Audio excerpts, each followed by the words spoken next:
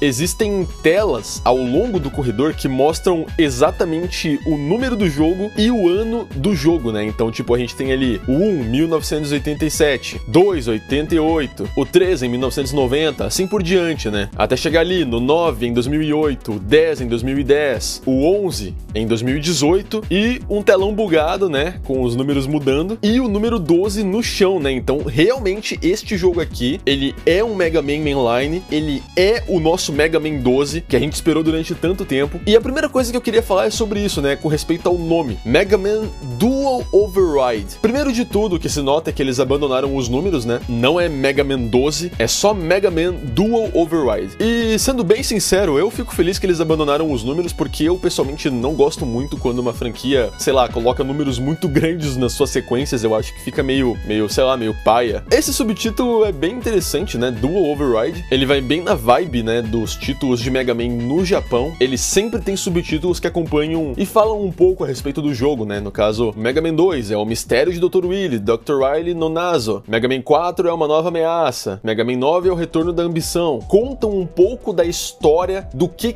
é esse jogo novo, né? Dual Override. Isso provavelmente deve ser referência a alguma mecânica do jogo, né? Dual e Override. O que será que pode significar, né? A primeira coisa que eu pensei é que, bom, Dual, né? A palavra Dual pode significar que o jogo pode ser em duplas, né? No final do trailer a gente vê o assobio do Proto Man, então o Proto Man tá confirmado. Primeira coisa que eu pensei é que pode realmente ser essa mecânica de duplas, né? Você pode alternar o personagem durante a gameplay, mais ou menos como era no Mega Man X8, que podem permitir novas possibilidades, novas estratégias, um novo dinamismo, assim como tinha no Mega Man X8 e no X7 também, né? Mas a segunda metade do título, Override, é muito mais interessante e pode representar muitos outros significados diferentes. Bom, em inglês, a palavra override basicamente significa substituir, subscrever, né? Então, cara, a gente tem muitos significados, a gente tem muitas possibilidades que a gente pode pensar aqui, né? Primeiro de tudo, o significado base, né? Que seria substituir. Substituir, como assim, né? Como substituir vai representar algo importante no jogo, alguma mecânica no jogo? O que será que pode significar, não é? Bom, a palavra override pode significar anular, substituir, subscrever, desconsiderar uma regra anterior, substituir alguma configuração. Ela também pode significar forçar uma ação, burlar uma trava de segurança, por exemplo, o que pode implicar, bom, de repente, alguma mecânica de hacking, por exemplo, em sistemas ou softwares ou máquinas ou robôs, por exemplo. Um override pode significar que você deseja forçar que algo funcione mesmo quando não deveria, digamos assim. De certa forma, a Power Gear era mais ou menos isso. Você forçava um poder a mais nos robôs do que eles normalmente suportariam. É possível que seja algo relacionado à mecânica das Gears novamente. Um override pode significar até mesmo quando você deseja assumir o controle manual sobre algo automático, assumir a marcha manual de um veículo automático, por exemplo. Enfim, anular, invalidar, substituir, subscrever. Cara, override pode ter dezenas de significados. Se eu fosse dar um palpite, eu diria que pode ser algo em relação a alguma mecânica de hackear, ou então alguma mecânica que envolva as Gears do jogo anterior. Eu pessoalmente não gostaria que fosse isso, eu pessoalmente gostaria que fosse uma mecânica totalmente nova, mas é possível sim que seja uma evolução das Gears, por exemplo. Mas enfim, pode realmente ser qualquer coisa, e eu convido você a comentar aqui embaixo o que você espera, o que você acha que pode ser. Qual mecânica você gostaria que esse jogo tivesse? Mas enfim, vamos falar um pouco da gameplay de fato. Eles mostraram muito pouco, mas do que eles mostraram dá pra ter uma noção bem interessante de como o jogo vai funcionar. Primeiro de tudo, visualmente falando, o jogo ele parece ser uma evolução do que a gente teve no Mega Man 11, à primeira vista, é claro. A primeira coisa que eu quero falar é algo besta, né? É o fato de como esse trailer, né, essa fase, mostra uma espécie de cenário festivo, cheio de balões, fogos de artifício, confete. É até meio irônico, né, como o jogo que reviveu a franquia depois de quase